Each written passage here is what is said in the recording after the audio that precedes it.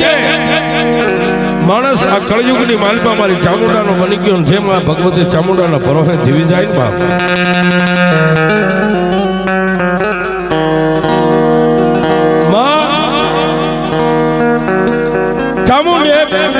એવી દેવ છે કે દુનિયાની માલિકા માને યાદ કરો અને ભગવતી આવે બાપ પછી રાજા હોય તોય આવે અને રંગ હોય તોય આવે પણ એકથી અત્યારે લાખો ને હજારો માણસો ચોટીલાના ડુંગરેમાં ભગવતી ચામુંડાના દર્શન કરવા જતા હોય ઈવડાઈ ચોટીલાની માલિકા જાતે કાઠી દરબાર સોમલા બાપુ ખાચર જેનું નામ પણ જેને ભગવતી ચામુંડા જેને વચને વાતો કરતી હોય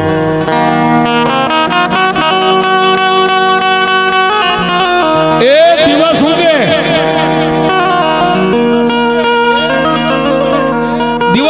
પેલા ચોટીલાના ડુંગર ઉપર જઈ અને માં ભગવતી ચામુંડાના 108 દીવા કરે 108 માળા કરે 108 દીવા થઈ જાય અને 108 માળા થઈ જાય એટલે બે મુખવાળી માં ભગવતી ચામુંડા પોતાની મૂર્તિની માલિકાથી ગેબી અવાજ કરે દરબાર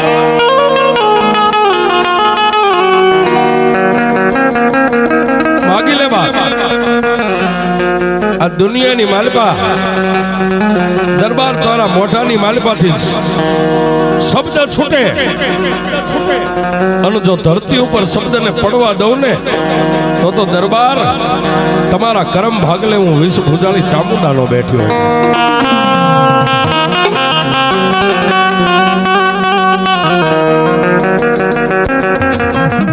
પણ તેથી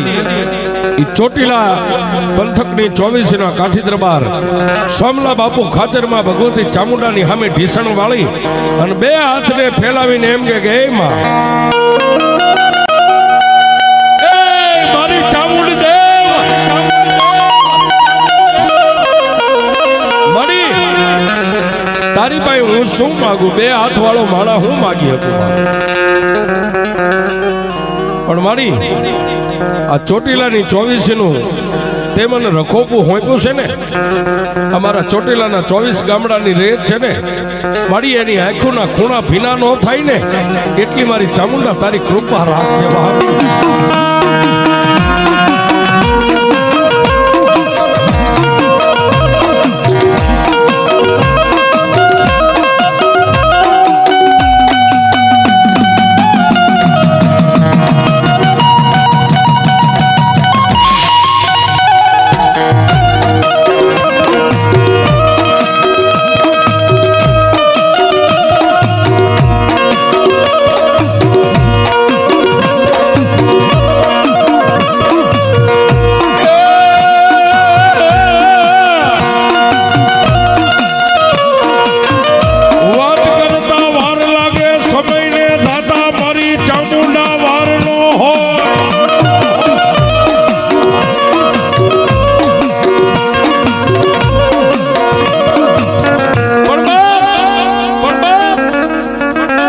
વાત કરતા વાર લાગે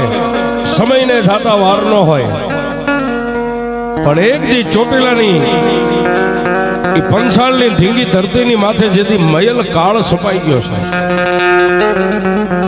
પણ કેવો કાળ કે પુરુષે છોડી પ્રેમના જનેતાએ છોડ્યા પોતાના બાળ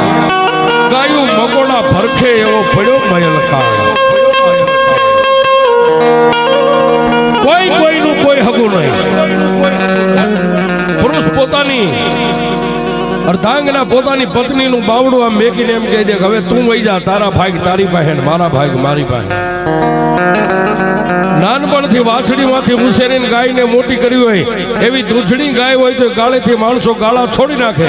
અને ગાયને આમ ટાપલી મારીને એમ કે એ માં હવે તારા ભાગ તારી પાસે ને અમારા ભાગ અમારી પાસે